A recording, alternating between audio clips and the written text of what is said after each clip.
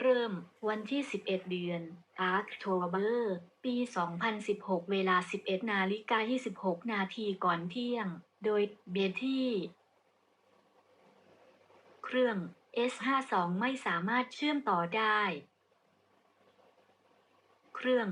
S71 ไม่สามารถเชื่อมต่อได้เครื่อง S91 ไม่สามารถเชื่อมต่อได้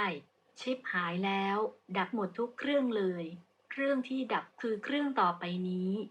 S52 S71 S91 วิธีแก้ไขเบื้องต้น 1. ตรวจดูสายอินเทอร์เน็ตที่ต่อเข้าเครื่องผุด 2. อย่าลืมเช็คอินเทอร์เน็ตของเครื่องที่ใช้เชื่อมต่อ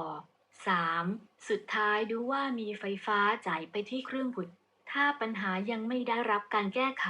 โปรดติดต่อแอดมิน